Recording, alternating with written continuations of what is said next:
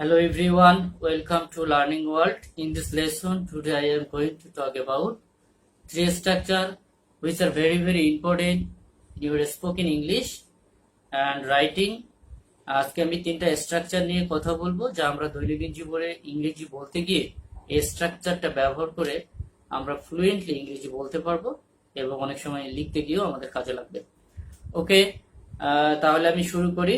তার আগে আমি একটু সেন্সটা বলে নিই, কোন ধরনের সেন্স বা কোন ধরনের সিচুয়েশনে আমি এই স্ট্রাকচারটা ব্যবহার করব। যেমন আমি তাকে বলেছি, আমি তাকে পড়তে বলেছি, আমি তাকে খেলতে বলেছি, আমি তাকে লিখতে বলেছি, আমি তাকে যেতে বলেছি, সে কি তাকে যেতে বলেছে, হ্যাঁ সে কখন তাকে আসতে বলেছে।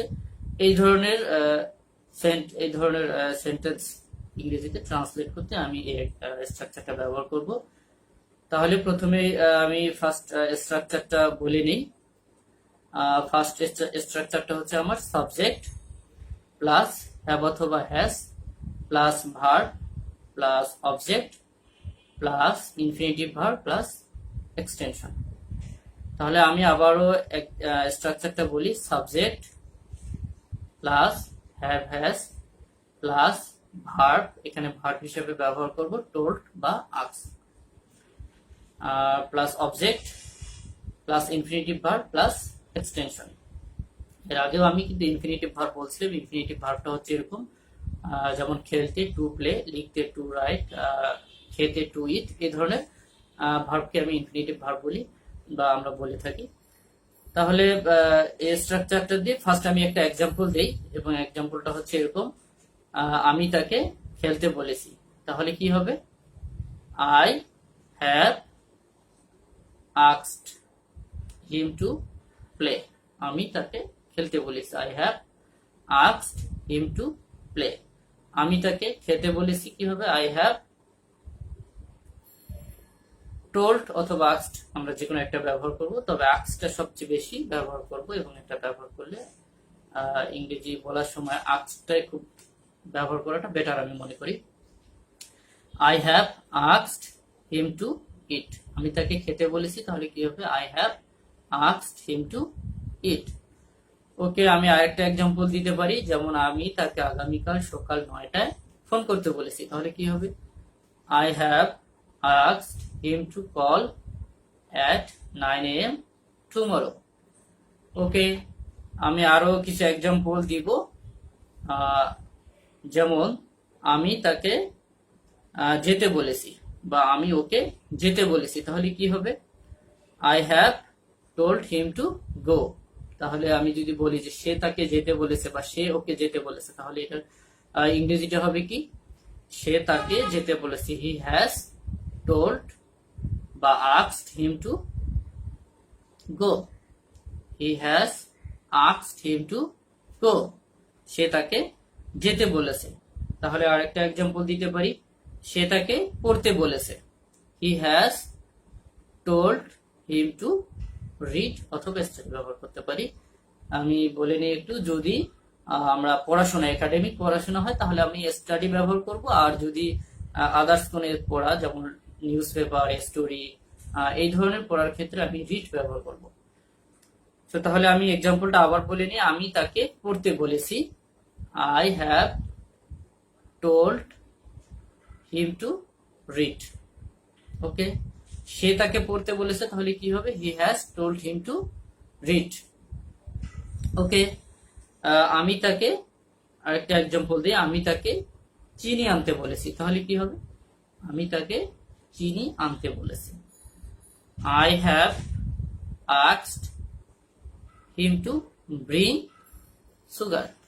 এখানে আনার ইংরেজি হচ্ছে ব্রিং, এই জন্য টু ব্রিং আমি ব্যবহার করছি। ওকে, আমি আরেকবার এক্সাম্পলটা বলে নিই। আমি তাকে চিনি আনতে বলেছি, কি হবে? I have asked him to bring sugar. এরপরে আরেকটা এক্সাম্পল দেওয়া যায়, যেমন সে তাকে আমাদের সাথে খেলতে বলেছে। সে তাকে আমাদের সাথে খেলতে বলেছে। তাহলে কি হবে? He has told him to play with us. সে তাকে আমাদের সাথে খেলতে বলেছে, কি হবে ইংরেজিটা? He has told him to play with us. ওকে, আমি তাকে বসতে বলেছি, কি হবে তাহলে? I have asked him to sit. আমি তাকে অপেক্ষা করতে বলেছি, কি হবে? I have asked him to wait.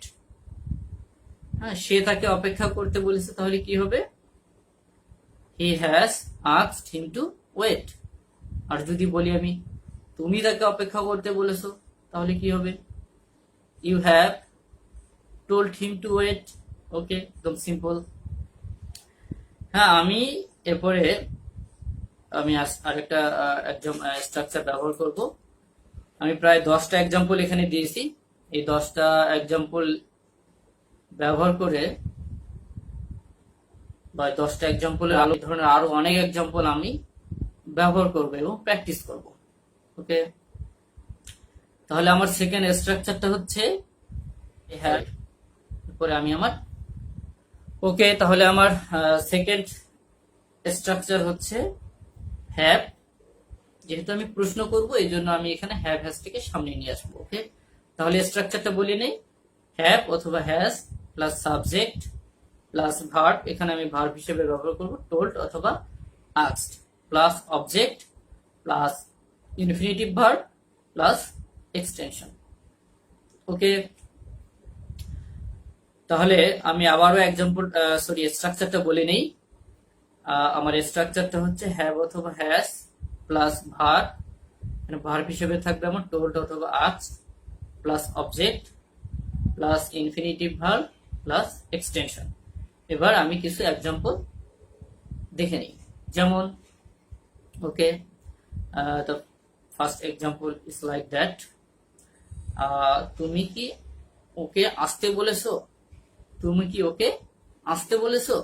প্রশ্ন করতেছি, তাহলে কি হবে? Have you told him to come? Have you told him to come? Okay, আমার সেকেন্ড এক্সাম্পল হচ্ছে সে কি তোমাকে যেতে বলেছে? সে কি তোমাকে যেতে বলেছে? তাহলে কি হবে? Has he asked you to go? সে কি তোমাকে যেতে বলেছে? কি হবে ইংরেজিটা? Has he asked you to go? সে কি তোমাকে খেলতে বলেছে? সে কি তোমাকে খেলতে বলেছে? তাহলে কি হবে? হ্যাজ হি টোল্ড অথবা আস্কড, আমি যে কোনো একটা ব্যবহার করবো, টোল্ড অথবা আস্কড। আমি সবচেয়ে বেশি ব্যবহার করবো আস্কড, আগেই বলেছি। তবে আমি অনেক সময় টোল্ড বলতেছি, বলার সুবিধার জন্য বলতেছি, তবে আস্কড ব্যবহার করলে আমাদের জন্য ভালো এবং এটা সবচেয়ে বেশি ব্যবহার হয় এবং শুনতে অনেক ভালো লাগে, তাই আমি আস্কড ব্যবহার করব। ওকে, তাহলে শুরু করা যাক। সে কি তোমাকে খেলতে বলেছে? সে কি তোমাকে খেলতে বলেছে? তাহলে ইংরেজিতে কি হবে? Has he asked you to play? Has he asked you to play? এরপরে আমি আরেকটা এক্সাম্পলে যাই। সে কি তোমাকে যেতে বলেছে? একই রকম হ্যাজ হি বা সি যে কোনো একটা দিতে পারি। এখানে হি অর্থাৎ মেল হলে হি, ফিমেল হলে সি ব্যবহার করব। Okay, has she told you to go? অথবা আমি বলতে পারি has he asked you to go? সে কি তোমাকে যেতে বলেছে? তুমি কি তাকে অপেক্ষা করতে বলেছো? তাহলে এটা কি হবে? তুমি কি তাকে অপেক্ষা করতে বলেছো? Have you asked him to wait?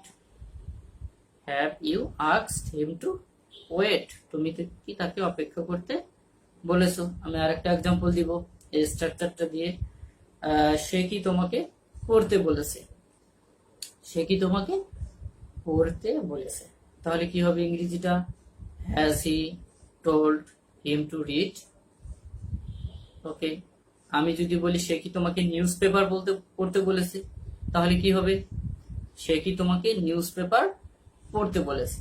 তাহলে কি হবে? Has he told him to read newspaper?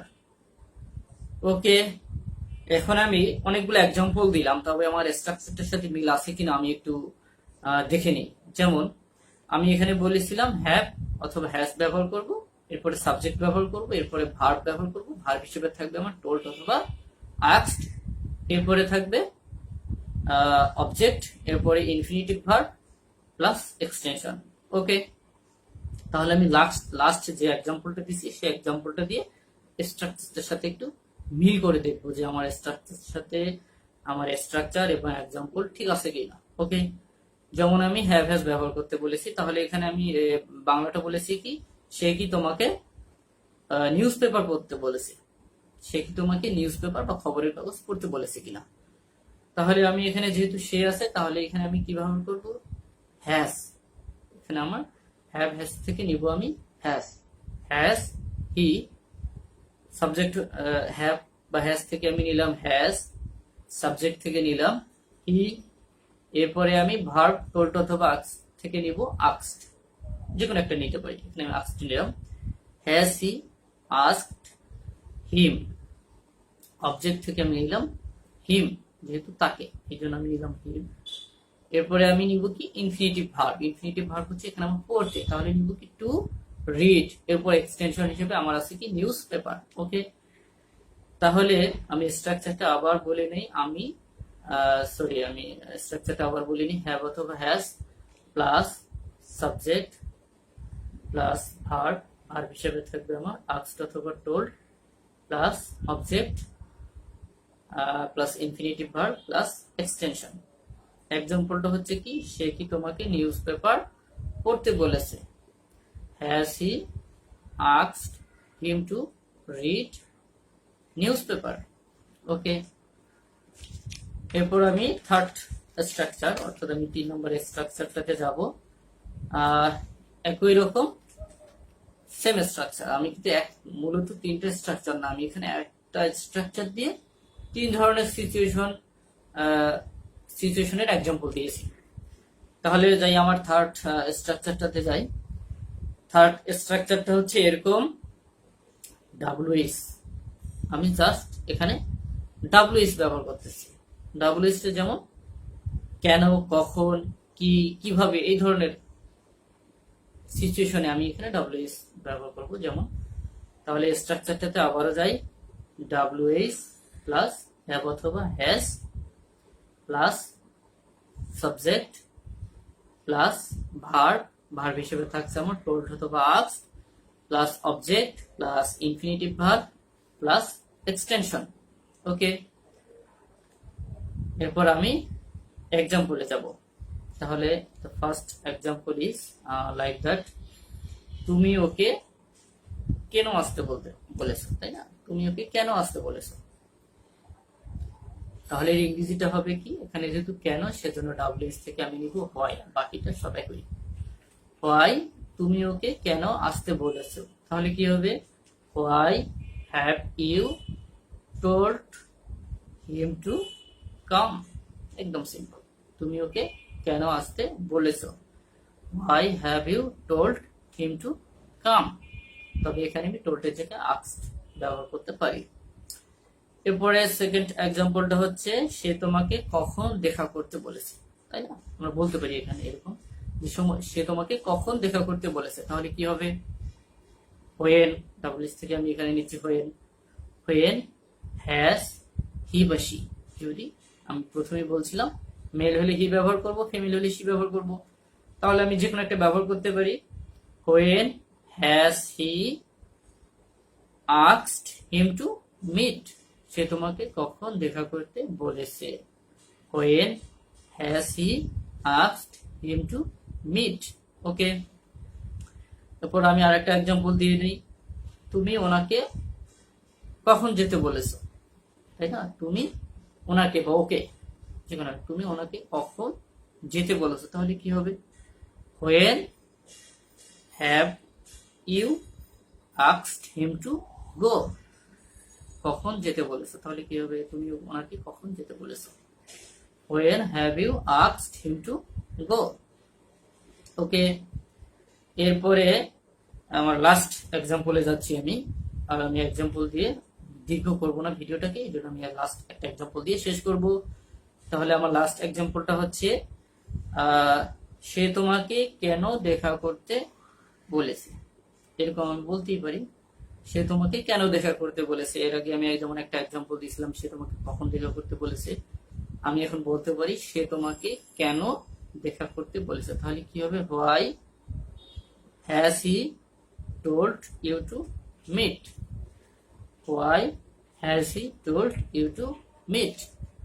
ওকে, তাহলে আমরা এই তিনটা স্ট্রাকচার দিয়ে আরো অনেক সেন্টেন্স তৈরি করব এবং প্র্যাকটিস করব। কেমন? আসলে ইংরেজি বলতে গেলে প্র্যাকটিসের বিকল্প কিছু নেই, প্র্যাকটিস এবং practice. Okay, thank you everyone. If you really think this video are helping you, please share this video with your friends, neighbor, and nearest person, those who want to improve their spoken English skill. Okay, তাহলে আমি last example আমি স্ট্রাকচারটা বলিনি। First structure আবার একটু review দিয়ে নিই। যেমন ফার্স্ট স্ট্রাকচারটা আমার কি ছিল?